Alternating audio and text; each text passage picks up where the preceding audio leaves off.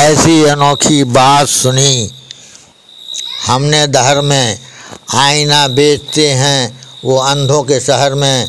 मोती निकलता था समुंदर में डूबकर, वो शख्स आज डूब गया एक नहर में। आज का रेड फाइल स्टार्ट होता है। नवाब वाहिद अली शाह, दिल थाम कर सुनिए।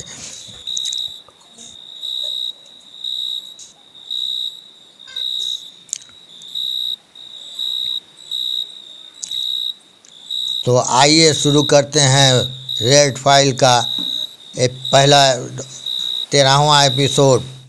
वाहिद अली शाह। आपने ये कहानी सुनी नहीं होगी और ना आप कभी जानी होगी। लेखक निर्देशक साहित्य परदेसी, हनुमानपुर मुगल सराय। कहानी देखने में नहीं, सुनने में मज़ा आता है। ये लीजिए रेड फाइल, SPTV का 13वां एपिसोड।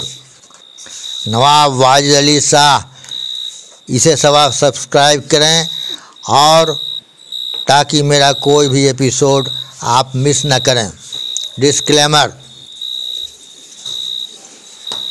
यह कहानी पूर्ण रूप से काल्पनिक है। इसका मात्र उद्देश्य मनोरंजन है। लखनऊ नवाबों का शहर, पहले आप वाला शहर। आज से 250 साल पहले का ज़माना था। वाहिद अली शाह वहाँ के नवाब थे। लोग बहुत अय्याश नवाब कहे जाते थे क्योंकि उनके महल में 365 बीवियाँ थीं। आधा लखनऊ उनके रिश्तेदार थे। वह अय्याश नहीं, अल्लाह वाले थे। एक दिन की बात है, उनके महल के बाहर एक फ़कीर आया। बाहर खड़े दरबान से कहा, क्या है बाबा?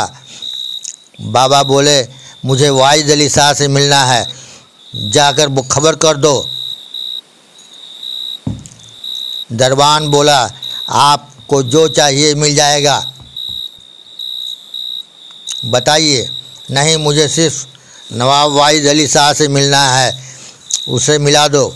जाओ, जाकर खबर कर दो, मुझे उनसे कुछ मांगना है, देखता हूँ वो मेरी मांग पूरी कर सकता है या नहीं।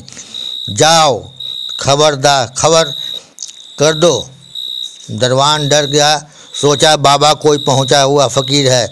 वह महल में चला गया। बोला अभी खबर करता हूँ। वह महल में चला गया। दरबार में हाजिर हुआ और नवाब साहब को कोर्निश किया।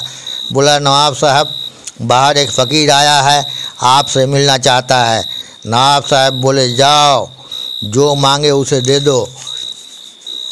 दरबान बोला, नहीं सरकार, वह बहुत पहुंचा हुआ फ़कीर है, वह आपसे ही इल्तिजा करना चाहता है। नवाब साहब ने कहा कि अच्छा, जाओ, उसे दरबार में भेज दो। दरबान चला गया। थोड़े ही देर में फ़कीर दरबार में आ गया और खड़े खड़े सलाम वालेकुम बोला। वालेकुम सलाम, नवाब साहब ने जवाब दिया। बोलिए, अब क्या चाहते हैं? फ़कीर बोला, मैं जो चाहता हूँ वही नहीं दे सकता। नवाब वाहिद अली शाह ने कहा, मांग करके देखिए।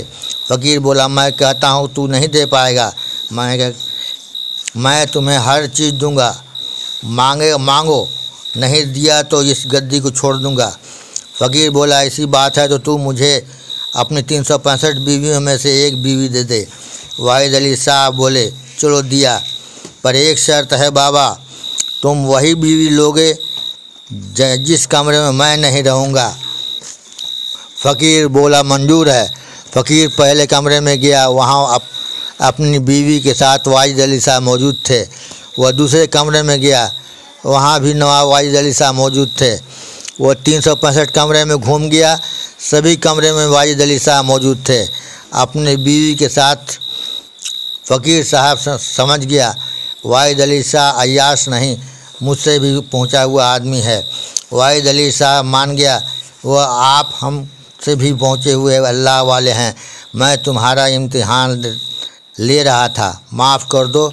वाहिद अली शाह और उसके पाँव पकड़ने जा रहा था, पर वाइज अली शाह ने उसे अपने फ़कीर को गले से लगा लिया और कहा कि आपको मेरी एक शर्त माननी होगी और आप हमारे दरबार में हमेशा के लिए रहेंगे।